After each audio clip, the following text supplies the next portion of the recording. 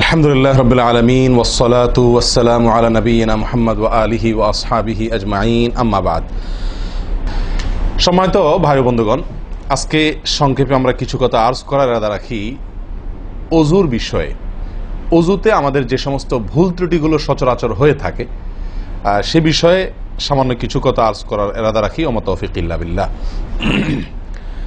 আমরা সকলেই কমবেশ জানি যে ওযু বা পবিত্রতা এটা হলো সালাতের চাবি। নবী সাল্লাল্লাহু আলাইহি ওয়াসাল্লামের সূরা আবু দাউদে বর্ণিত হাদিসে আসছে, তিনি বলেছেন মিফতাহুস সালাতি আত-তাহুর, সালাতের বা নামাজের চাবি হলো কি? পবিত্রতা বা ওযু। তো চাবি যদি ঠিক থাকে, পারফেক্ট হয়, তাহলে তালা খুলবে। আর যদি চাবি পারফেক্ট না হয়, ঠিক না হয়, তাহলে সেক্ষেত্রে তালা খুলবে না। ওই চাবি দিয়ে আপনি ঘরে প্রবেশ করতে পারবেন না। মনে করুন জান্নাত হলো আমার ঘর বা গন্তব্য, ঢুকতে হলে আমাকে সালাতের তালাটুকু খুলে ঢুকতে হবে, অর্থাৎ সালাত পড়ে ঢুকতে হবে, আর তার চাবি হলো পবিত্রতা।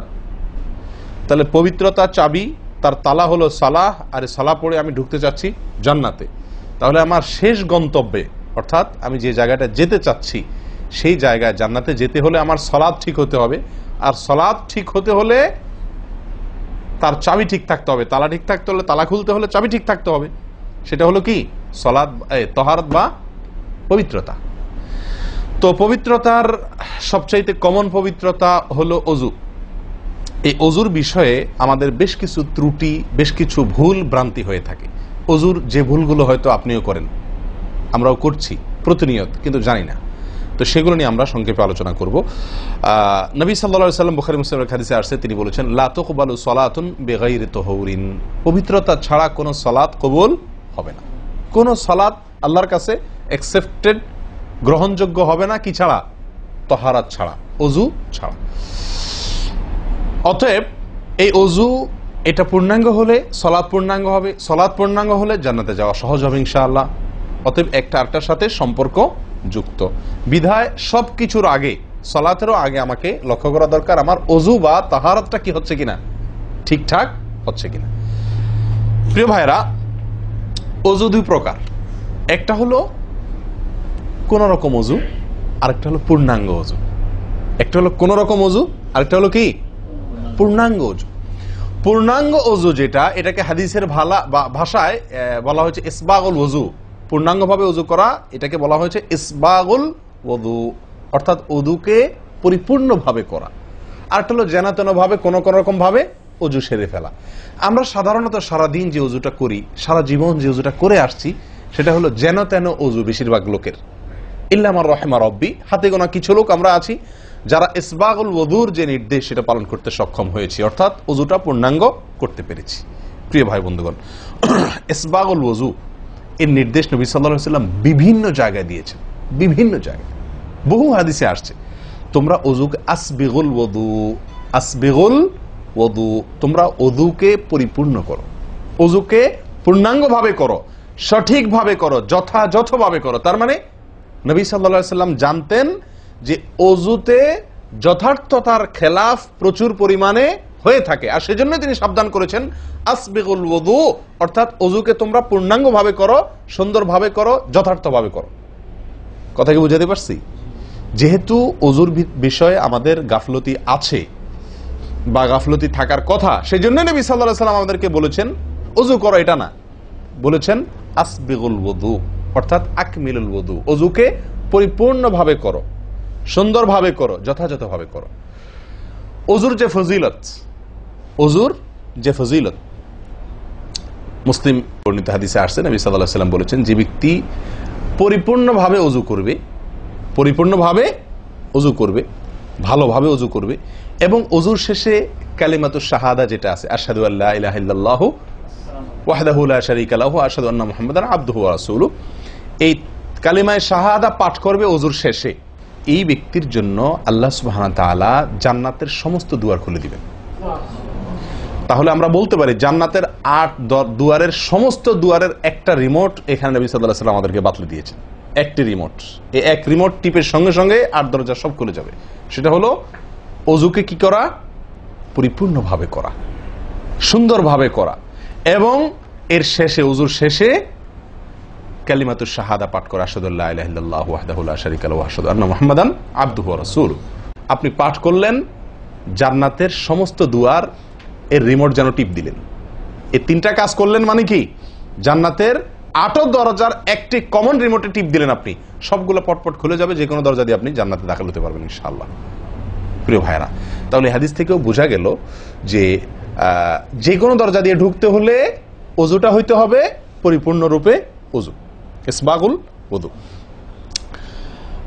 অতএব ওযু আমার পরিপূর্ণ হচ্ছে কিনা এই বিষয়টা একটু যাচাই করা দরকার, কি দরকার না? প্রিয় ভাইরা, নবী সাল্লাল্লাহু আলাইহি ওয়াসাল্লাম সূরা আবু দাউদের এক হাদিসে বলেছেন, ইন্নাহা লা তাতিম্মু সালাতু আহাদিকুম হাত্তা ইউসবিগাল ওযুআ কামা আমারাহুল্লাহ। তোমাদের কারোর সালাত ততক্ষণ পর্যন্ত পরিপূর্ণ হবে না, সালাত ততক্ষণ পর্যন্ত সুন্দর হবে না, পূর্ণাঙ্গ হবে না, সালাতে পূর্ণতা আসবে না, যতক্ষণ না তোমরা ওযুকে ঠিক আল্লাহ যেভাবে করতে নির্দেশ করেছেন ওইভাবে পরিপূর্ণভাবে না করো। আল্লাহ সুবহানাহু ওয়া তাআলা যেভাবে ওযু করতে বলেছেন ওইভাবে পরিপূর্ণ রূপে ওযু না করা পর্যন্ত তোমাদের সালাত পূর্ণতা পাবে না।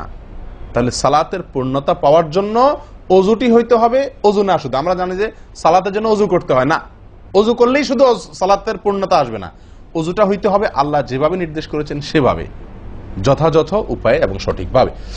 প্রিয় ভাইরা, এখন আসি আমরা ওযুতে কি ভুলগুলো আমাদের এমন হয় যেগুলো কারণে আমাদের ওযুর পূর্ণতা নষ্ট হতে পারে। তার ভিতরে 1 নম্বরের ভুল হলো, যেটি আমাদের হয়ে থাকে ওযুর ক্ষেত্রে অনেকেরই, সেটা হলো বিসমিল্লাহ পাঠ না করা। ওযুর শুরুতে কি পাঠ করতে হয়? বিসমিল্লাহ। আপনি যখন হাত ধুয়ে ওযু শুরু করবেন, 2 হাতের কবজি 2 হাতে ওযু শুরু করবেন না, প্রথম কাজ, তার আগে আপনি কি করবেন? বিসমিল্লাহ। বিসমিল্লাহ বলে হাত ধুয়ে তারপর ওযু শুরু করবেন। বহু লোক আছি আমরা ওযুখানায় ওই গল্প করতেছি, আড্ডা মারতেছি, কথাবার্তা বলতেছি, এই বলতে বলতে ওযু শুরু করে দিছি, তাহলে বিসমিল্লাহ কখন পড়তেছি?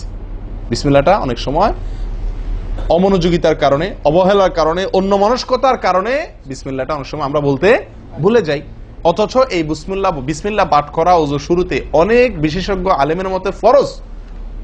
অনেকে বলেন বিসমিল্লাহ পাঠ না করলে ওযুই হবে না, আপনি যদি ভুলে বাদ দেন ওযু হলো না। যদিও সংখ্যাগরিষ্ঠ ওলামাদের মতে এটা না, তাদের মতে বিসমিল্লাহ পাঠ করা এটা ওযুর সুন্নাহ। এটা হলো ওযুর কি? সুন্নাহ। এটা আপনি যদি বিসমিল্লাহ বলে যদি ওযু শুরু করেন তাহলে ওযুটার ভিতরে পূর্ণাঙ্গতা আসলো। ওযুটার ভিতরে কি আসলো? পূর্ণাঙ্গতা আসলো। ওযুটার ভিতরে ওযুটা আপনার হৃষ্টপুষ্ট হলো। এই ওযুতে ইনশাআল্লাহ আপনার সালাত পূর্ণাঙ্গ হবে, যে সালাত আপনাকে জান্নাতে নিয়ে যাবে ইনশাআল্লাহ। তাহলে ওযুর শুরুতে একটা প্রাথমিক ভুল হলো বিসমিল্লাহ ভালো করে না পাঠ করা। নবী সাল্লাল্লাহু আলাইহি ওয়াসাল্লাম বলেছেন, ইবনে মাজাহ হাদিস, লা ওযুআ লিমান লাম ইয়াযকুর ইসমাল্লাহি আলাইহি। ওই ব্যক্তির ওযু হবে না, হাদিসটি সহিহ। নবী সাল্লাল্লাহু আলাইহি ওয়াসাল্লাম বলেছেন, ওই ব্যক্তির ওযু হবে না যে ব্যক্তি ওযুর শুরুতে আল্লাহর নাম নেয় নাই, বিসমিল্লাহ বলেনি। এখন ওযু হবে না বলা হয়েছে। এই হবে না বলতে হাদিস বিশেষজ্ঞ ওলামা ইকরাম এবং ফুকাহা ইকরাম বলেন, এখানে হবে না বলতে ওযুর ওই প্রাণ হলো না, ওযু পূর্ণাঙ্গ হলো না, ওযুটা যেভাবে হওয়া দরকার ছিল সেভাবে হলো না। কোন রকম হয়ে গেল মার্শাল হাল, সালাত আদায় হয়ে গেল, দায়িত্ব খালাস হয়ে গেল, কিন্তু এটা যেভাবে আল্লাহ সুবহানাহু ওয়া তাআলা চাচ্ছেন, নবী সাল্লাল্লাহু আলাইহি ওয়াসাল্লাম চাচ্ছেন, যেভাবে ওযুর নির্দেশ আসছে সেভাবে হলো না। যদি আমি বিসমিল্লাহ পাঠ না করি, তাহলে বোঝা গেল ওযু করার সময় আপনি কারোর সাথে কথা বলছেন, খোশ গল্প করছেন, মোবাইলে আলাপ করছেন, অন্য কোনো ব্যস্ততায় আছেন, অন্য কোনো ধ্যানে আছেন, ওই অবস্থায় হাত ধুয়ে ওযু শুরু করে দিলেন, বিসমিল্লাহ পাঠ করলেন না। এটা হলো একটা ত্রুটি। এই ত্রুটি আমাদের হয় কিনা মাঝে মধ্যে? অনেকে তো আছেন নিয়মিতই করেন না, অনেকে আছেন করেন কিন্তু ওই যে অন্য মানুষ হয়ে গেলে হাত ধুয়ে শুরু করে দিয়েছেন আর বিসমিল্লাহ আর বলেন নাই। তাহলে আপনি যে কোনো কাজের শুরুতে বিসমিল্লাহ বললেন কি না বললেন সেটা এত বেশি গুরুত্বপূর্ণ না, যত বেশি গুরুত্বপূর্ণ ওযুর শুরুতে বিসমিল্লাহ পাঠ করা, কারণ এটার জন্য পৃথক নির্দেশ এসেছে। এমনি তো একটা কমন নির্দেশ আছে, নবী সাল্লাল্লাহু আলাইহি ওয়াসাল্লাম বলেছেন, কুল্লু আমরিন জিবারিন লাম ইউবদা বিবিসমিল্লাহ ফাহুয়া আবতার ওয়া ফি রিওয়ায়াতিন ফাহুয়া আকতা।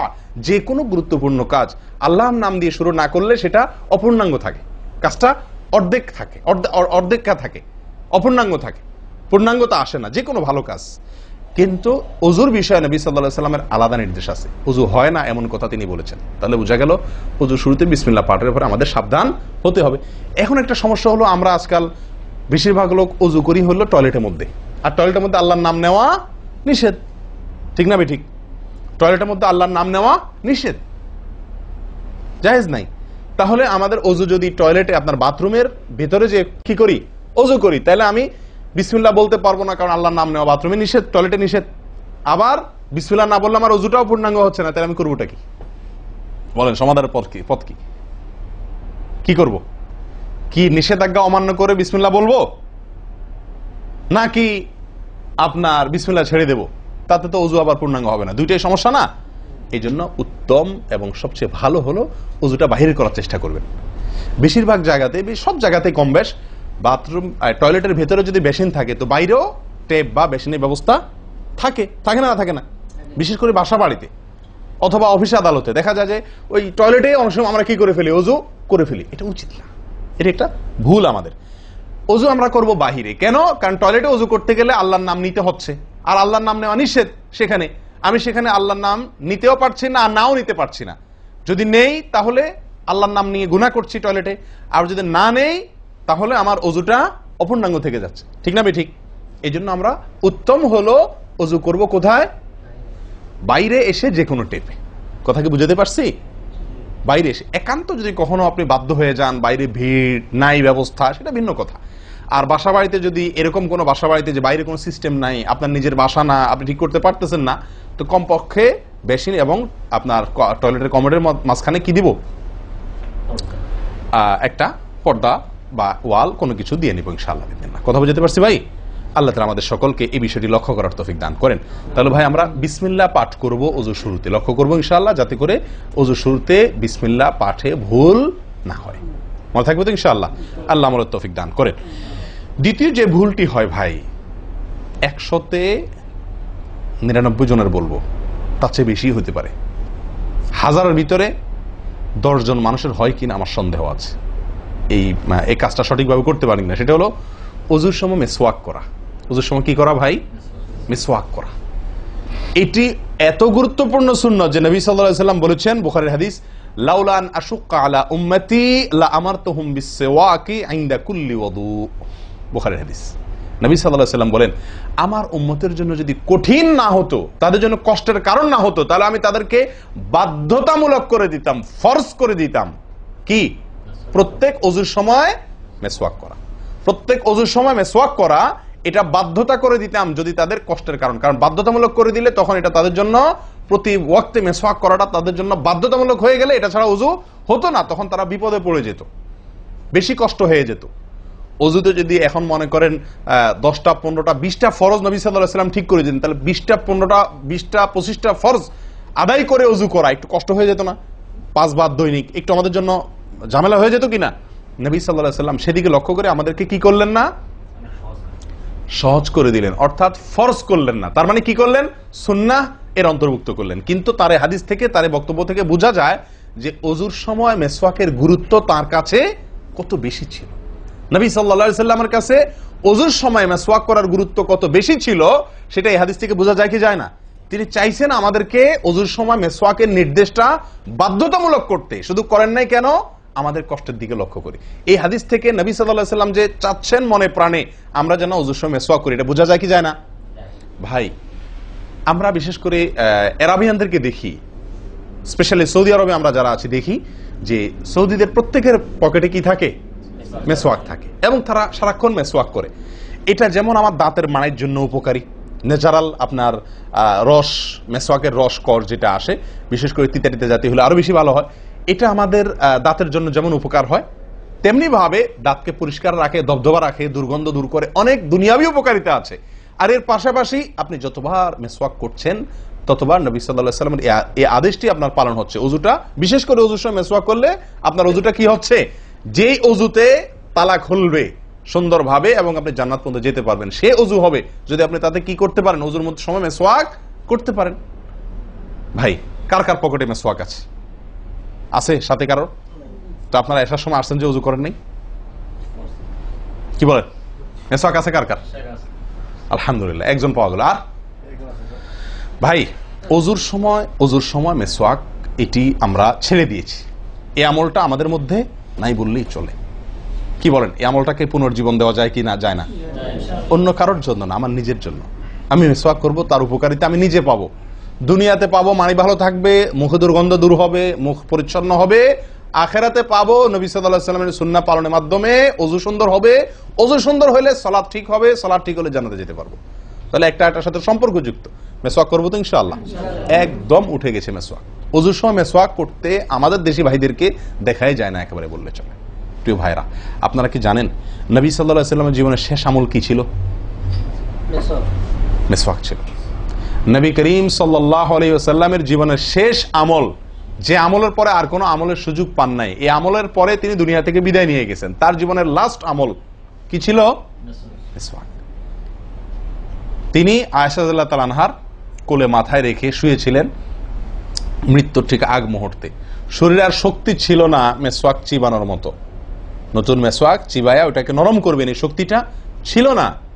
আল্লাহ রাসূল সাল্লাল্লাহু আলাইহি ওয়াসাল্লাম আয়েশা রাদিয়াল্লাহু তাআলা আনহাকে দিলেন, আয়েশা মেসওয়াকটা আমাকে একটু চাবায়া দাও। তিনি চাবায়া নরম করে দিলেন। এরপর নবী সাল্লাল্লাহু আলাইহি ওয়াসাল্লাম মেসওয়াকটা করলেন। বাস, এই মেসওয়াকের পরে তার মৃত্যু এবং এই মেসওয়াকের মাঝখানে আর কোনো আমল করার সুযোগ ছিল না। ভাই, কত গুরুত্বপূর্ণ আমল বোঝা উচিত। ওযুর সময় মেসওয়াকটা উঠে গেছে, আমরা কি করবো ইনশাআল্লাহ? সবসময় মেসওয়াক পকেটে রাখবো তো ইনশাআল্লাহ? ওযুর সময় মেসওয়াক কখন করবেন, এটা নিয়ে ওলামাদের দুটি মত পাওয়া যায়। বেশিরভাগ ওলামাদের মত এবং বিশুদ্ধ মত হলো কুলি করার সময় আমরা মেসওয়াক করব। কুলি করার সময় আপনি বিসমিল্লাহ বলে হাত ধুলেন, এরপরে কুলি করলেন। মেসওয়াক করতে হবে এভাবে, সোজাসুজি, উপরে নিচে না, পাশাপাশি, ঠিক আছে? মেসওয়াক দিয়ে এভাবে আপনি খুব বেশি সময় করা দরকার না, একটা ঘষা দেন উপরে মাড়িতে, আরেকটা ঘষা দেন নিচের দাঁতে, দিয়ে এবার একবার কুলি করে ফেলান, ঠিক আছে? আবার মেসওয়াক দিয়ে একটা ঘষা দেন, আবার একটা ঘষা দেন, আবার কুলি করে ফেলেন। এভাবে 3 বার মেসওয়াক করেন, 3 বার কুলি করেন, বাস সুন্নাত আদায় হয়ে গেল। কথা কি বুঝাতে পারছি? আল্লাহ তাআলা আমাদের সকলকে তৌফিক দান করেন। প্রিয় ভাইরা, তাহলে ওযুর মধ্যে আমাদের যে খুঁতগুলো আছে আমি সেগুলো ধরা দেওয়ার চেষ্টা করছি। একটা বড় খুঁত, যে খুঁত থেকে আমরা বেশিরভাগ লোকই মুক্ত নই, সেটি হলো মেসওয়াক বিহীন ওযু। লক্ষ্য করবো তো ইনশাআল্লাহ? আল্লাহ আমাদেরকে আমলের তৌফিক দান করেন। একান্ত না থাকলে আঙ্গুল দিয়ে করলেন, কিন্তু আপনি নিয়মিত আঙ্গুল দিয়ে করলেন সেটা না, মেসওয়াকই করা উচিত। ভাই, 3 নম্বর যে ভুলটা আমাদের হয়ে থাকে সেটা হলো কুলির মধ্যে। দেখেন, প্রত্যেকটা কাজেই কিন্তু আমি একটা একটা করে আপনার দেখাচ্ছি ওযুর, প্রত্যেকটা কাজে আমাদের ত্রুটিগুলো হয় কিভাবে দেখেন। কুলির সময় ভুল হয়। কি ভুল হয়? কুলিটা যেভাবে করার কথা সেভাবে আমরা করি না। হাদিসে কুলির বিষয়ে নির্দেশ এসেছে, সেটাকে বলা হয়েছে মদমাদা। মদমাদা আরবি শব্দ, এটার বাংলা অর্থ হয় কুলি করা বা কুলকুচি করা বা কুলকুচা করা। এই কুলি বা কুলকুচা এটা হলো মুখের ভিতরে আপনি হাতের কষে করে পানি নিয়ে মুখে নাড়বেন, এরপরে ফেলবেন, আবার হাতে নিবেন, কিছু সময় নাড়বেন, 1 সেকেন্ড হোক 2 সেকেন্ড হোক, এরপরে ফেলবেন। এটা হলো কুলি বা কুলকুচা। আমরা বেশিরভাগ সময় এরকম করি আলহামদুলিল্লাহ। যখন ব্যস্ত থাকি, যখন হুলস্থুল থাকে, কোনো সময় কোনো কাজের তাড়া থাকে, তখন অনেক সময় আমরা কি করি? হয় কি না হয় না? মুখে নিলাম আর ঢাললাম, মুখে নিলাম আর ঢাললাম। আমি জানি না আপনাদের হয় কিনা এরকম। আমি দেখছি এরকম অনেক সময় হয়। আপনারা একমত কিনা? নিলাম মানে ব্যস্ততার কারণে, হয়তো জামাত শেষ হয়ে যাচ্ছে বা অন্য কোনো কারণ আছে, অথবা দেরিতে আসছি, তো তখন মুখের ভিতর নেওয়া আর ফেলাও, নেওয়াও আর ফেলাও, এতে কুলি হবে না। হাদিসে যে কুলির নির্দেশ আসছে সেই কুলি হবে না। এটা মুখে পানি দিলেন আর বাইর করলেন, এটাতে কুলি হইতে হলে আপনাকে মুখে পানি দিবেন, নাড়বেন। ভাই, কুলিটা কেন করতে বলা হয়েছে? মুখের ভেতরটা কি করার জন্য? পরিষ্কার করার জন্য। আপনি যদি মুখে পানি নেন আর বাইর করেন, তাহলে কি মুখ পরিষ্কার হবে? আপনাকে তো মিনিমাম 1-2 সেকেন্ড হলেও নাড়তে হবে জিনিসটা, পানিটা, তাহলে আপনার মুখটা কি হবে? পরিষ্কার বা পরিচ্ছন্ন হবে। আল্লাহ তাআলা আমাদেরকে আমলের তৌফিক দান করেন। ভাই, তাহলে কুলির ত্রুটিটা বুঝতে পারছেন তো? তাড়াহুড়া করে অনেক সময় মুখে পানি নিয়ে ফেলে দিই আমরা, এটা করা যাবে না। নাম্বার 4, নাকে পানি দেওয়া। দেখেন, একটা একটা করে দেখেন, প্রত্যেকটাতে ত্রুটি আছে। আল্লাহুল মুস্তাআন। নাকে পানি দেওয়া, নাকে পানি দেওয়ার যে নির্দেশ আসছে হাদিসে, এটাকে বলা হয় ইস্তেনশাক। ইস্তেনশাক, ইস্তেনশাক আরবি ব্যাকরণ অনুযায়ী এটা বাবে ইস্তিফআলের মাসদার বা ক্রিয়ামূল, যেটার মধ্যে এক্সট্রা ভাবে টানা, আকর্ষণ করার অর্থ যার মর্মের ভিতরে আছে। তো ইস্তেনশাক শব্দের মূল অর্থ হলো পানি টানা, নাকে পানি টানা। আমরা নাকে পানি টানি না, দেইও না। ধান খেতে পানি দেওয়া হয়, আর লাল শাকের খেতে পানি ছিটানো হয়, ঠিক না? ঠিক। লাল শাক বা মূলার শাকের খেতে পানি ছিটানো হয়, আর ধান খাত বেশিরভাগ ইরি ধান ইত্যাদি এই সমস্ত ধান খেতে পানি দেওয়া হয়। তাহলে দেওয়া আর ছিটানো বেশ কম আছে কি নাই? একটা হলো দেওয়া, একটা হলো ছিটানো, আর একটা হলো টানা। টানা হলো এ ক্লাসের অজুতে নাকে পানি টানবেন, বি ক্লাসের অজুতে নাকে পানি দিবেন, থার্ড ক্লাসের অজুতে নাকে পানি ছিটাবেন। আমি কি বুঝাতে পারছি? তো আমরা বেশিরভাগ লোক থার্ড ক্লাসের অজু, সারা জীবন থার্ড ক্লাসের অজু করি। আপনি থার্ড ক্লাসের অজু করে আপনি জান্নাতে যাবেন? ফার্স্ট ক্লাসে থাকেও তো যাইতে কঠিন হয়ে যায়। আপনি থার্ড ক্লাসের অজু করে কিভাবে আপনি সালাতের ইয়ে খুলবেন, তালা খুলবেন, কিভাবে আপনি জান্নাতে যাবেন? অতএব ভাই, এই নাকে পানি দেওয়ার বিষয়ে সাবধান থাকতে হবে। দেখুন, নিয়ম হলো আপনি হাতের কোষে পানি নিয়ে নাকে ধরলেন, নাকে ধরে হালকা কি করবেন? টান দিবেন, হালকা টান দিবেন, হালকা টান। কারণ একটু জোরে টান হয়ে গেলে সেটা কি হয়ে যাবে? নাকের তালু তো উঠবে, আপনার কষ্টের কারণ হবে। শরীয়ত আপনাকে কষ্ট দিতে চায় না, শরীয়ত আপনাকে কষ্ট দিতে চায় না।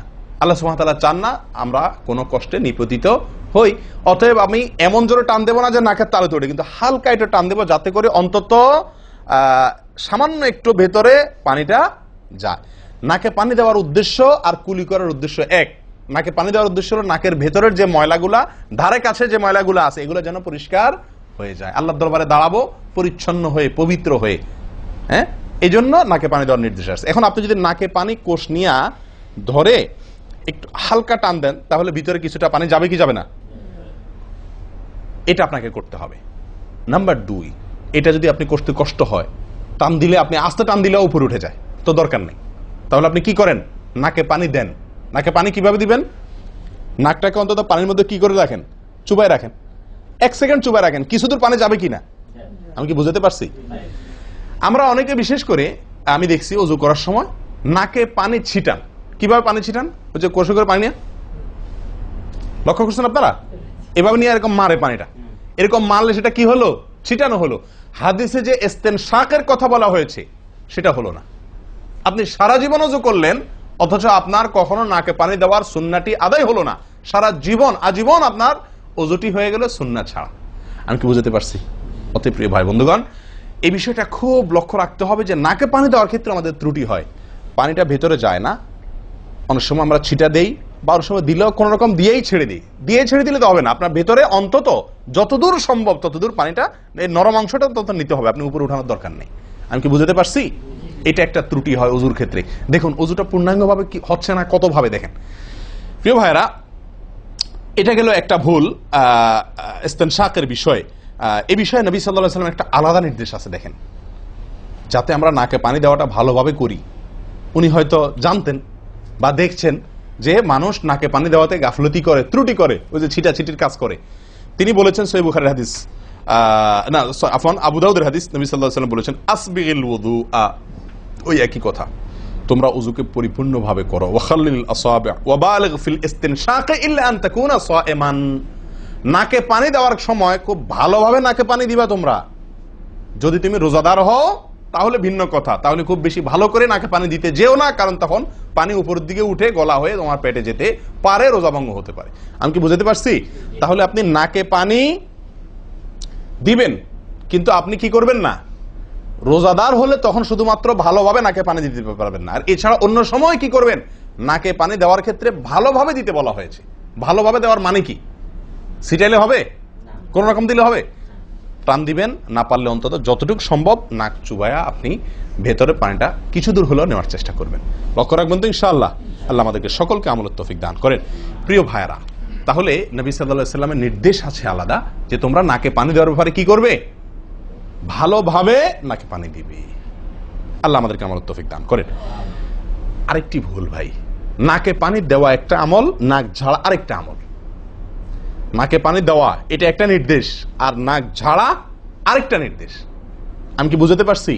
কুলি করা একটা আমল, হাত ধোয়া একটা আমল, হাতের কবজি পর্যন্ত 2 হাতের বিসমিল্লাহ বলা, তারপর তো এটা আছেই। এরপরে মেসওয়াক করা একটা আমল, কুলি করা আরেকটা সুন্নাহ, কুলির পরে নাকে পানি দেওয়া বা নাক দিয়া পানি টানা আরেকটা আমল, এরপরে নাক ঝাড়া আরেকটা আমল। আমি কি বুঝাতে পারছি? নাক ঝাড়া এটাকে বলা হয় হাদিসের ভাষা ইস্তিনসার। ইস্তিনসার, ঝাড়া। এই নাক ঝাড়ার ক্ষেত্রে বিরাট ভুল হয় ভাই। ভুল, সবচেয়ে বড় ভুল তো এটা যে নাক ঝাড়াটা অনেকে ঝাড়েই না, ওই যে ছিটায় দেয় বশেষ। নাক ঝাড়াটা ঝাড়তে হয় এটা অনেকে জানেনই না, করেনই না এটা।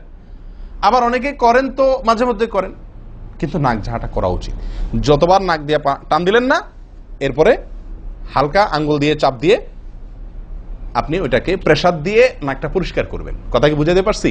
আবার নাকে পানি দিলেন, আবার পরিষ্কার করলেন, আবার নাকে পানি দিলেন, আবার পরিষ্কার করবেন।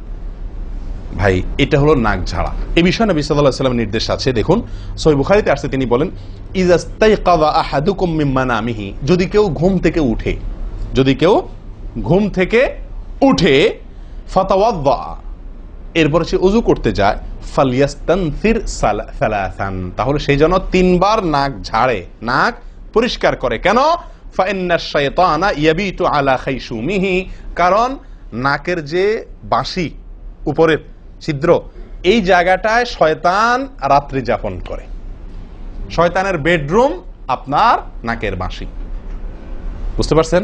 শয়তানের বেডরুম হলো আমাদের নাকের বাঁশি। নবী সাল্লাল্লাহু আলাইহি ওয়াসাল্লাম বলছেন এই জায়গাটা সে অবস্থান নেয় এবং এই জায়গায় গিয়া মোটামুটি আমাদেরকে ব্রেন ওয়াশ করে যে শুয়ে থাক, আরাম কর, যত ওয়াসওয়াসা দেওয়া দরকার, তার যে ডিউটি সেটা সে পালন করে, কুকামের যত বুদ্ধি দেওয়া দরকার, কিন্তু তার এই ঘাঁটি হলো আমাদের নাকের বাঁশি। ওযুর সময় যদি আমরা এটাকে সুন্নাহ পালন করতে গিয়ে এটাকে ঝাড়ি, তাহলে শয়তান দূর হয়ে যায়। কথা বুঝতে পারছি ভাই? এই বিষয়ে আরো কয়েকটি হাদিস আছে যে হাদিসগুলো দ্বারা বোঝা যায় যে শয়তানের অবস্থান এই জায়গাটাতে থাকে মানুষের দেহে।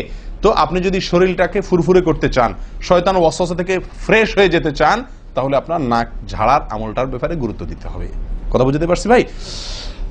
তাহলে উলামায়ে কেরাম বলেন এই হাদিসে তো ঘুম থেকে উঠে ওযু করার ক্ষেত্রে বলা হয়েছে, তো এর মানে শুধু ঘুমের জন্যই এটা খাস নয়, ঘুম থেকে উঠে আপনি ওযু করলে সে ওযুতে এটা বেশি গুরুত্বপূর্ণ, কিন্তু অন্য সকল ওযুতেই বিষয়টি আমলযোগ্য বা সুন্নাহ। অতএব আমরা নাকে পানি দেব একটা আমল, আবার না কি করব, ঝাড়বো আরেকটা আমল। ভাই এরপরে আসি আরেকটি গুরুত্বপূর্ণ আমল যেটি হয় না, বা আরেকটি ত্রুটি ওযুতে, সেটি হলো আঙ্গুল খেলাল না করা। ওযুতে কি না করা? আঙ্গুল খেলাল না করা। আঙ্গুল খেলাল হলো হাত এবং পায়ের আঙ্গুলের যে চিপাগুলো আছে, এই চিপাগুলোতে পানি পৌঁছানোর জন্য, পানি পৌঁছানোটা নিশ্চিত করার জন্য কি করতে হবে? এক হাতের আঙ্গুলকে অন্য হাতের আঙ্গুলের চিপায় ঢুকায়া এভাবে কি করতে হবে? একটু হালকা নাড়তে হবে, যাতে করে জায়গাটাতে চিপাটাতে পানি গেছে এটা কারণ এই চিপাগুলোতে পানি নাও যেতে পারে শুকিয়ে থাকার কারণে। তা আপনি যদি একটু নাড়া দেন পানির ভিজা আঙ্গুল দিয়া, তাহলে ইনশাআল্লাহ ওখানে পানি পৌঁছানোটা মোটামুটি নিশ্চিত হয়ে যাবে। ঠিক না? ঠিক। তাহলে এই জিনিসটা অনেক সময় আমরা করি না, অথচ নবী সাল্লাল্লাহু আলাইহি ওয়াসাল্লামের নির্দেশ আছে আলাদা। তিনি বলেছেন, আবু দাউদের হাদিস, আসবিগিল ওযুআ ওয়া খাল্লিল বাইনাল আসাবি', ওযুকে পরিপূর্ণভাবে করো। আর ওযুকে পরিপূর্ণভাবে করার একটি অন্যতম কাজ হলো আপনার আঙ্গুলের মাঝে কি করা? খেলাল করা। তিনি বলেছেন তোমরা আঙ্গুলের মাঝে খেলাল করবে, এক আঙ্গুলকে অন্য আঙ্গুলের মাঝে প্রবেশ করে পরিষ্কার করবে। এটা হলো হাতের আঙ্গুল। পায়ের আঙ্গুল কিভাবে করবেন? পায়ের আঙ্গুল তো আর এক আঙ্গুল অন্য পায়ের আঙ্গুল ঢুকাতে পারবেন না। সেটা করবেন হলো, অন্য হাদিসে আসছে, এই যে কোনোই আঙ্গুল আছে না, কোনোই আঙ্গুল দিয়া সব চিপাগুলোতে কি করবেন? ঘষা দিবেন। কোনোই আঙ্গুল দিয়া আপনার সব পায়ের আঙ্গুল চিপাগুলোতে ঘষা দিবেন। ভাই আমরা কজনে করি এই খেলার আমলটা বলেন তো?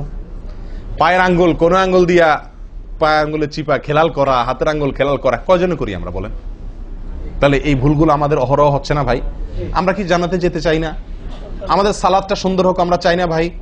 আমাদের এই সালাত খুব পাওয়ারফুল হোক, শক্তিশালী সালাত হোক, এই সালাতের মাধ্যমে আমি অন্যায় থেকে বেঁচে থাকবো, এই সালাতের মাধ্যমে আমি জান্নাতে যাব, এই সালাত আমাকে খাঁটি মুসলিম বানাবে, এই সালাত আমাকে আল্লাহর কাছে প্রিয় বানাবে, এই সালাত কি আমাদের নূর হবে, আমরা চাই না ভাই? এগুলো যদি চাই তাহলে আমাকে ওযু সুন্দর করতে হবে, আর ওযু সুন্দর করতে গিয়ে এই ভুলগুলোর ব্যাপারে সাবধান হতে হবে। তাহলে আঙ্গুল খেলাল করা, পায়ের আঙ্গুল, হাতের আঙ্গুল আমরা করি না বললেই চলে ভাই। তো আজকে থেকে ইনশাআল্লাহ করবো তো, নাকি যা শুনছেন এটা এখানে রেখে চলে যাবে?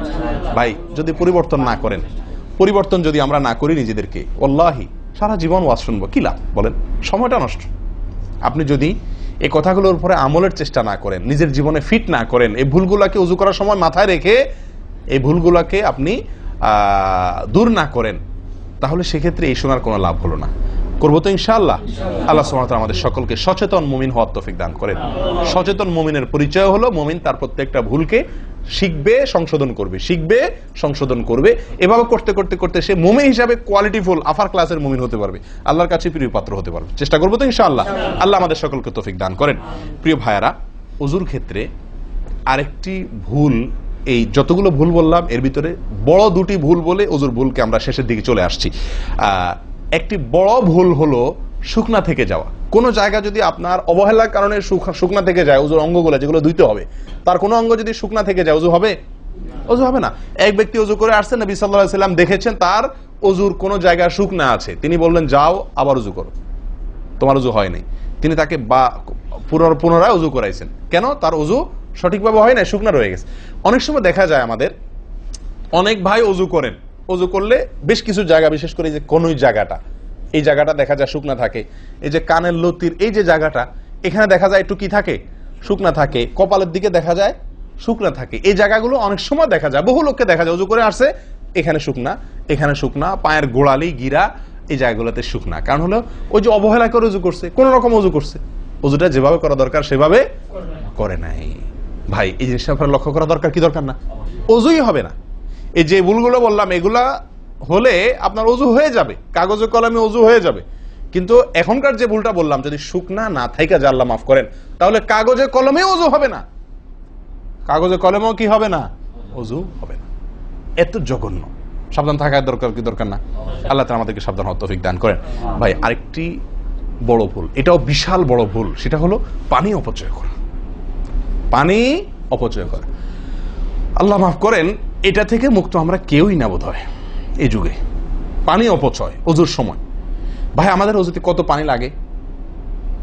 আপনি যদি, আমরা তো বেশিরভাগ লোক এখন ট্যাপে ওজু করি না, আপনি যে ট্যাপটা ব্যবহার করেন ওই ট্যাপের নিচে যদি একটা কি রাখেন, বালতি রেখে দেন, আপনি ওজু করার শেষে লক্ষ্য করে দেখেন একটা খালি বালতি যদি রাখেন, কি পরিমাণ পানি পড়বে আনুমানিক? প্রায় এক বালতির মতো হয়ে যাবে না? সুবহানাল্লাহ, 50-100 জন লোকের ওজুর পানি এটা। নবী সাল্লাল্লাহু আলাইহি ওয়াসাল্লামের ওজুর পানির পরিমাণটুকু হাদিসে আসছে। ভাই এক গ্লাস পরিমাণ পানি দিয়ে তার কি হয়ে যেত, ওজু হয়ে যেত। এক গ্লাস পানির প্রয়োজন হতো না নবী সাল্লাল্লাহু আলাইহি ওয়াসাল্লামের ওজুতে, গোটা ওজুতে। আর সেখানে এক গ্লাস তো আমাদের শুধু কিসেই লাগে, হাত ধুতেও এক গ্লাস হয় কিনা সন্দেহ, এক হাতেও হয় কিনা এক গ্লাস ধুতে সন্দেহ। ভাই হাসির বিষয় না, এটা খুব জঘন্য অপরাধ, জঘন্য অপরাধ। আল্লাহ সুবহানাহু ওয়া তাআলা কোরআন কারীমের ভিতরে কি বলেছেন? ইন্নাল মুবাযযিরিনা কানু ইখওয়ানাশ শায়াতিন, শয়তানের ভাই। হারাম পানি অপচয় করা, পানি অপচয় করা। সাহাবা একরাম জিজ্ঞেস করছেন, ইয়া রাসূলুল্লাহ, আমরা তো কেউ বলবো ভাই এই যে নির্দেশ নিষেধ এগুলো তো সাহাবীদের যুগে পানির টানাটানি ছিল, মরুভূমি এলাকার লোক ছিল, তখনকার বোধহয় সমস্যা। ভাই এখন তো আমাদের যুগে আলহামদুলিল্লাহ কি আছে, প্রচুর পরিমাণে পানি আছে, পানির তো অভাব নেই আল্লাহর ফজলে। আমরা কেউ হয়তো মনে করি যে অনেক পানি আছে, এখন বোধহয় আর এই এত টানাটানি করে ওযু করার প্রয়োজন নাই। আমি বলবো না ভাই, এটা ভুল। সাহাবা একরাম জিজ্ঞেস করছেন নবী সাল্লাল্লাহু আলাইহি ওয়াসাল্লামকে, ইয়া রাসূলুল্লাহ, যদি আমরা সমুদ্রে থাকি, নৌকায় যাচ্ছি, জাহাজে যাচ্ছি, সমুদ্রে পানির কোনো অভাব নাই, সেখানে পানি ব্যবহারের ক্ষেত্রেও কি আমাকে হিসাব করে করতে হবে? অতিরিক্ত করলে হিসাব দিতে হবে? নবী সাল্লাল্লাহু আলাইহি ওয়াসাল্লাম হাবাচক উত্তর দিয়েছেন। ও ভাই, তাহলে বোঝা গেল যে পানি ট্যাঙ্কিতে আছে, আপনার লাইনে পানি আছে, এই জন্য আমি পানি অপচয় করার অনুমতি আমাকে শরীয়ত দেয় নাই। অতিরিক্ত পানি ব্যবহার করলে আমাকে হিসাব দিতে হবে। সবচাইতে উত্তম, সবচেয়ে ভালো হয় ভাই, আপনি যদি সম্ভব হয় বদনা বা কোনো জগ ইত্যাদিতে, মগ ইত্যাদিতে আপনি ওযু করেন, সবচাইতে ভালো। টেপের মধ্যেই বেসিনে একটা মগ রেখে দিলেন, ওইটা দিয়া ঢেলে ঢেলে আপনি ওযু করেন, তাহলে পানি অপচয় হওয়ার সম্ভাবনা সবচাইতে কম। ট্যাপ ছেড়ে দিয়ে যে আমরা ওযু করি, আমরা যেভাবে ওযু করার কথা বলছি, এই যে মেসওয়াক করতে হবে, এরপরে কুলি করতে হবে, নাকে পানি দিতে হবে, আবার নাক ঝাড়তে হবে, এই কাজগুলো করতে একটা গ্যাপ হয় না, গ্যাপ। এই গ্যাপের সময় যদি আপনি টেপে ওযু করতেই হয়, তাহলে গ্যাপের সময় টেপ বন্ধ করতে হবে। আমি কি বুঝতে পারছি? গ্যাপের সময় টেপ বন্ধ করে এরপর আপনি মেসওয়াক করেন, টেপ বন্ধ করে এরপর আপনি নাক ঝাড়েন। আপনি টেপের পানি পড়তেছে, এদিকে আপনি অন্য কাজ করতেছেন, তাহলে এটা অপচয়ের গুনাহ হয়ে যায়। ভাই আমি ওযু করছি ইবাদত করার জন্য, ওযু করছি আল্লাহ সুবহানাহু ওয়া তাআলাকে সন্তুষ্ট করার জন্য, আবার কাজ যেটা করতেছি ওযুর মধ্যে পানি অপচয় করে, সেটা হলো শয়তানের ভাইয়ের কাজ, শয়তানের কাজ। তাহলে শয়তানের কাজ করে আল্লাহকে খুশি করা যাবে? ভাই এই ওযুতে আল্লাহকে খুশি করা যাবে? এই ওযুতে আল্লাহ সন্তুষ্ট হবেন? ওযু করলে নবী সাল্লাল্লাহু আলাইহি ওয়াসাল্লাম বলেছেন, দিনে 5 বার ওযু করলে, একটা মানুষ 5 বার গোসল করলে যেরকম তার শরীরে ময়লা থাকে না, একটা মানুষ দিনে 5 বার 5 ওয়াক্ত সালাতের জন্য ওযু করলে ওই লোকের অন্তরে বা ওই লোকের ভিতরে গুনাহ থাকে না, আল্লাহ তাকে গুনাহ থেকে পরিচ্ছন্ন করে দেন, পবিত্র করে দেন, ধুয়ে পরিষ্কার করে দেন 5 বার ওযু করার মাধ্যমে। ও ভাই, ওযু আমাকে পরিষ্কার করে দিবে, আমাকে পবিত্র করে দিবে, আমাকে পরিচ্ছন্ন করে দিবে, আমাকে সাফ করে দিবে। কখন? যদি ওযুটা আমি সুন্দরভাবে করি। আমার অজুতে যদি এত বড় ভুল হয় যে পানি অপচয় করে আমি হারামে লিপ্ত হই, গুনাহে লিপ্ত হই, তাহলে আমার সে অজু আমাকে পরিচ্ছন্ন করবে না, পবিত্র করবে না, সুন্দর করবে না, আল্লাহকে সন্তুষ্ট করা যাবে না। প্রিয় ভাইরা, আমি আবারও বলছি, এই ভুল থেকে আমরা কেউ মুক্ত নই। আল্লাহ মাফ করুক, ইল্লা মার রাহিমা রব্বি, হাতে গোনা দুই একজন ছাড়া আমরা কেউ মুক্ত নই ভাই। উজু করার সময় পানি অপচয়, আজকে টেপের যে কালচার, এই টেপ ছেড়ে আমাদের উজু করা, এটা জঘন্য একটি ভুল। যদি টেপটা আমি ছেড়ে রাখি, হ্যাঁ আপনি উজু করছেন, বন্ধ করে নিচ্ছেন, আবার দরকার হচ্ছে চালাচ্ছেন, এটা হলে ঠিক আছে। আপনি যদি এটা করতে যান পাবলিক অজুখানাতে, হয়তো পিছন থেকে কেউ আপনাকে তাড়া মারবে, আরে ভাই তাড়াতাড়ি করেন, দেরি করতেছেন, মারুক ভাই তাড়া, সে তাড়া মারুক, কিন্তু আপনার উজুটা কি করতে হবে? আপনাকে কোয়ালিটিফুল উজু করতে হবে। আল্লাহ তাআলা আমাদেরকে সে উজু করার তৌফিক দান করেন। উজুর ক্ষেত্রে আরেকটা ভুল হলো ভাই, চাপাচাপি করে উজু করা, উজু ধরে রাখা, চাপাচাপি করে উজু ধরে রাখা, এই ভুলটা প্রচুর পরিমাণ হয়, বিশেষ করে শীতের দিনে। গরমের দিনে আলহামদুলিল্লাহ ওয়াজ করার দরকার হয় না, মনে না মানে উজু দরকার না হলে উজু করি আমরা, ঠিক আছে না, বিশেষ করে মরুভূমি এলাকাতে, গরমের জায়গাতে। কিন্তু শীতের দিন আসলে সুবহানাল্লাহ, আসরের উজুতে চেষ্টা করি টেনে টুনে আসা পর্যন্ত নিয়ে যাওয়ার জন্য, ঠিক না ঠিক? একটা চেষ্টা থাকে যে আসরের উজুতে মাগরিব গেছে, যেহেতু পেশাবের বেগ আছে, বায়ুর বেগ আছে, বাথরুমের বেগ আছে, তো একটু চাইপা চুপা যদি ধরে রাখতে পারে, এসাটা হয়ে গেলে এসা বড় তারা উজু করা লাগলো না, খালাস, উজু করাতে বেঁচে গেলাম ঠান্ডার দিনে, ঠিক না ঠিক? এই অলসতাটা আমরা অনেকে করি কি করি না, এটা উচিত না। উজুর ক্ষেত্রে এটা একটা বড় ভুল। প্রথম কথা হলো, আপনি যদি পেশাবের বেগ থাকে, বায়ুর বেগ থাকে, আপনি সালাতে দাঁড়ালে সালাতে মনোযোগ সেভাবে হবে না। সালাতে যেরকম মনোযোগ দরকার, আল্লাহর সঙ্গে আপনার যেটা মানে বান্দার সঙ্গে গোলামের যে একটা বিনয় প্রকাশের ব্যাপার আছে, সেটা হবে না যদি আপনার কি থাকে, অজুর মধ্যে ওই প্রেসার থাকে, পেশাব বা পায়খানার বেগ থাকে। ভাই মানুষ যে কোনো কাজেই, ভালো কাজ মনোযোগ দিয়ে করতে হলে পেশাব পায়খানার বেগ থাকলে করা যায়? তাহলে আপনার সালাতের ভিতরে খুশু খুশু কিভাবে আসবে? আপনার সালাত, যে সালাত আপনাকে সফলতা এনে দিবে, যে সালাত আপনাকে জান্নাত পর্যন্ত নিয়ে যাবে, সেই সালাতের জন্য তো খুশু খুশু দরকার, আপনার মনোযোগ দরকার, আপনার স্থিরতা দরকার। স্থিরতা তো আসবে না যদি আপনার মন থাকে টয়লেটে। আপনি আছেন মসজিদে, দেহ আছে মসজিদে, মনটা আছে টয়লেটে, তাহলে তো সালাত পূর্ণাঙ্গ হবে না। এই জন্য ভাই চাপা চাপি করে অজু ধরে রাখা, এটা অজুর ক্ষেত্রে আরেকটা বড় ভুল, এটা করা যাবে না। যারা চাপাচাপি করে অজু ধরে না রেখে অজু ছুটতেছে, ছেড়ে দেয়, এরপরে যা উজু করে আসে, এদের জন্য বিশাল বড় পুরস্কার আছে, বিশাল বড় পুরস্কার, একটি নয়, তিনটি পুরস্কার। নবী সাল্লাল্লাহু আলাইহি ওয়াসাল্লাম বলছেন, মুসলিমের হাদিস, আলা আদুল্লুকুম মা ইয়ামহুল্লাহু বিহিল খাতায়া ওয়া ইয়ারফাউ বিহিদ দারাজাত। নবী সাল্লাল্লাহু আলাইহি ওয়াসাল্লাম বলেন যে, আমি কি তোমাদেরকে বলে দিব না যে কোন আমলটি মানুষকে তার ভুল ত্রুটিগুলো আল্লাহ তাআলা মাফ করে দেন এবং আল্লাহর কাছে তার মর্যাদা, গ্রেড বাড়তে থাকে, ইমানদার হিসাবে তার গ্রেড বাড়ে এবং আল্লাহ ভুল ত্রুটি মাফ করেন। কোন আমলের মাধ্যমে? তোমাদের কি বলে দিব না? সাহাবা ইকরাম বললেন, বালা ইয়া রাসূলুল্লাহ, হ্যাঁ ইয়া রাসূলুল্লাহ, আপনি বলে দিন।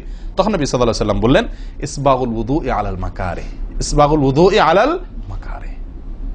প্রথম আমল, অপছন্দ, কষ্ট, ঠান্ডা, শীত, অথবা পানির অভাব, কি না বুঝু করতে হইতেছে, যে কোনো কষ্টকে উপেক্ষা করে, কষ্টকে সহ্য করে যে ব্যক্তি ওযু করে, ওযু আটকায় রাখে না, এই ব্যক্তি, তাকে আল্লাহ সুবহানাহু ওয়া তাআলা তার গুনাহ যেমন মাফ করবেন, তার মর্যাদাও আল্লাহ তাআলা বৃদ্ধি করে দিবেন।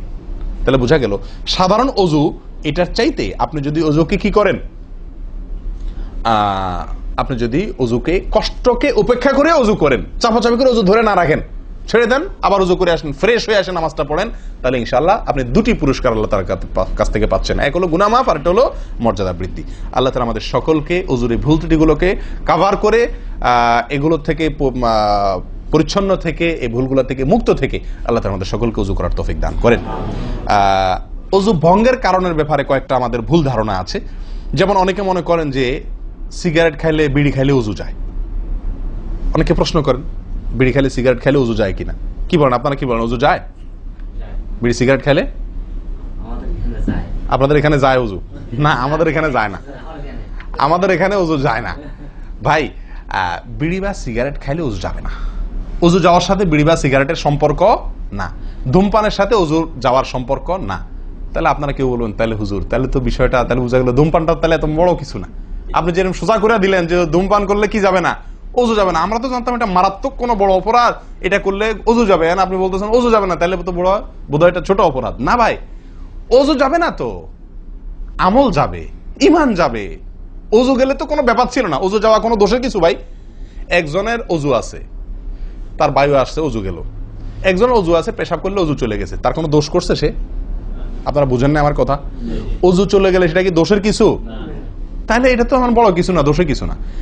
বিড়ি খাইলে, সিগারেট খাইলে ওযু যাবে না তো, ওযু যাওয়া তো দোষের কিছু না।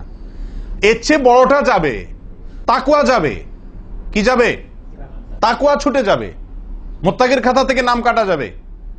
বুঝেন না কথা? নেক আমলদারের খাতা থেকে নাম কেটে যাবে, গুনাহগার হবে, গুনাহে লিপ্ত হলো সে। ওযু ভাঙলে তো দোষের কিছু হতো না, ভুল তেমন কোনো ক্ষতির কিছু হতো না, কিন্তু তার চাইতে বড় ক্ষতি হবে। কিন্তু ওযু ভাঙবে না বলে তাহলে কি সিগারেট খায় ডাইরেক্ট মসজিদে চলে আসবো? না, সেটা জায়েজ নাই। সিগারেট যদি খান, এই বদ অভ্যাস যদি থাকে, হারামে লিপ্ত হওয়ার অভ্যাস থাকে, আল্লাহ হেফাজত করুক, সবাইকে ফিরে আসার তৌফিক দান করুক। কমের পক্ষে মুখকে ভালো করে ফ্রেশ করে, পরিষ্কার করে, ব্রাশ করে, মেসওয়াক করে, দুর্গন্ধ দূর করে তারপর মসজিদে আসবেন। কথা বুঝে আসছে? যাতে অন্য মানুষ কষ্ট না পায়। অনেকে মনে করেন হাঁটুর উপরে কাপড় উঠলে ওযু ভেঙে যায়, ঠিক না? ঠিক। আপনারা কি বলেন? আপনাদের দেশে ওযু ভাঙেনি? আপনাদের এখানে ভাঙে? আচ্ছা, ভাঙতে পারে। কোন কোন এলাকাতে হাঁটুর উপরে ওযু কাপড় উঠলে কি করে? ওযু ভাঙে। এটা অনেকে বলেন যে ভাই সতর যদি খুলে যায়, হাঁটুর উপরে কথা না, সতর খুলে গেল, কেউ ওযু করার পরে উলঙ্গ হয়ে গেল কাপড় পাল্টাতে গিয়া বা কোনো কারণ, এক কথায় ওযুর পরে যদি সতর খুলে যায় ওযু ভাঙবে না। কিন্তু আমাদের অনেক দেশে, অনেক এলাকাতে ওযু ভাঙে না ভাই। এই যেখানে ভাঙে সেখানে আসলে ভাঙা উচিত না। ওযু আপনার সতর খুললে কি হয় না? ওযু ভঙ্গ হয় না। এর সাথে ওযু ভঙ্গ হওয়ার সম্পর্ক নেই। ওই যে বলছি, ধূমপানের মতো। সতর যদি অন্য মানুষের সামনে খোলেন আপনি, তাহলে ওযু ভাঙলে তো দোষের কিছু হতো না। এখানে তাকওয়া ভাঙবে, ওযু ভাঙবে না। আমি কি বুঝাতে পারছি? এর চেয়ে বড় অপরাধ হবে, কবিরা গুনাহ লিপ্ত হলেন আপনি, ফরজ তরক হয়ে গেল, আপনি বড় গুনাহ করলেন। ওযু ভাঙলে তো এমন দোষে কিছু হতো না, কিন্তু ওযু ভাঙবে না। অনেকে মনে করে টিভি দেখলে, সিনেমা দেখলে, নাটক দেখলে, গান ফান দেখলে ওযু ভাঙে না। এটার সাথেও কি নাই? ওযু ভাঙার সম্পর্ক নাই। ওযু ভাঙার সম্পর্ক নির্দিষ্ট কিছু কাজে, পেশাব করলেন, পায়খানা করলেন, বায়ু ছাড়লেন, ঘুমাইলেন, ওযু ভাঙে এগুলাতে। কিন্তু আপনি সিনেমা দেখলেন, খারাপ কিছু দেখলেন, দেখলেই আপনার কি হবে না? ওযু ভাঙবে না।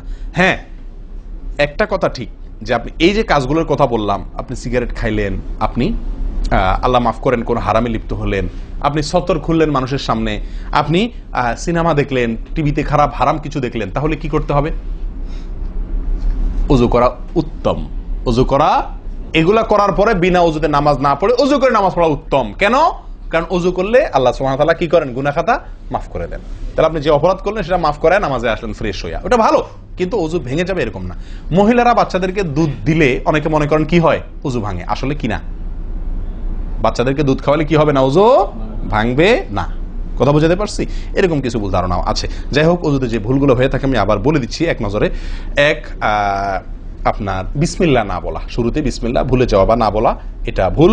আরেকটা হলো মেসওয়াক না করা, কুলি করার সময় মেসওয়াক না করা, এটা কমন ভুল হয়ে গেছে। 3 নম্বর হলো কুলিটা সুন্দরভাবে না করা, পানিতে মুখে পানি কোষ করে নিয়ে এরপরে কিছু সময় মুখের ভিতরে করে নাড়াতে হবে। না নাড়ানো, এটা আরেকটা ভুল।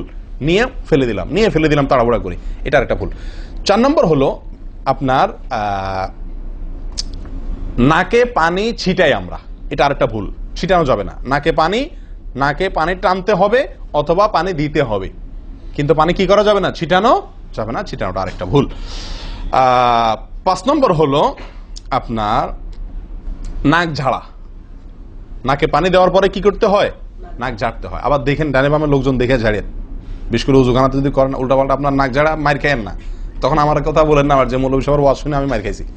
দেখেন, নাক ঝাড়ার সময় দেখে শুনে আশপাশে দেখে নিজের নিয়ন্ত্রণে রেখে নাক ঝাড়বেন, কিন্তু ঝাড়তে হবে। ঝাড়াটা একটা সুন্নাহ আমল, এটি বিলুপ্ত হওয়ার পথে। 6 নম্বর হলো ভাই আঙ্গুল খেলাল করা। কি করা? আঙ্গুল খেলাল করা। এটা উঠে গেছে, পায়ের আঙ্গুল খেলাল করতে হবে। কোন আঙ্গুল দিয়ে হাদিসে আসছে, আর হাতের আঙ্গুল এগুলা দিয়া, কারণ এগুলাতে জাহান্নামের আগুন প্রবেশ করবে যদি এগুলো শুকনা থাকে, সালাত হবে না। এরপর আসি 7 নম্বর ভুল হলো আপনার সালাতের মধ্যে, এই ওযুর মধ্যে কোন অঙ্গ শুকনা থেকে যায়, বিশেষ করে গিরা। নবী সাল্লাল্লাহু আলাইহি ওয়াসাল্লাম বলেছেন ওয়াইলুল লিল আকাব মিনান নার, তোমরা পায়ের গিরা গোড়ালি এগুলোকে জাহান্নামের আগুন থেকে বাঁচাবা, অর্থাৎ এগুলোতে ভালো করে পানি পৌঁছানোর জন্য। কারণ বিশেষ করে শুকনার দিনে, শুকনা যখন হয় শীতের দিনে, তখন এগুলো ফেটে যায়, পানি আপনি ঢাললেই যায় না, একটু হালকা ডললে টললে ভালো করে তারপরে পানিটা জায়গা মতো যায়। এই জন্য ওইগুলোর উপরে গোড়ালির উপরে বিশেষভাবে লক্ষ্য রাখা দরকার। আর কষ্ট উপেক্ষা করে উজু করার চেষ্টা করা দরকার। আর শেষ যেটা, সেটা হলো পানি অপচয়। কি করা ভাই? পানি অপচয় করা। প্রচুর পরিমাণ পানি আমরা অপচয় করি উজু করার সময়, যেটা আমাদের উজুর সৌন্দর্যকে নষ্ট করে, উজুর গুণগত মানকে নষ্ট করে দেয়। আসুন সুন্দরভাবে উজু করার স্বার্থে এই ভুলগুলোর থেকে মুক্ত থাকার চেষ্টা করি। আল্লাহ তাআলা আমাদের সকলকে আমল তৌফিক দান করেন।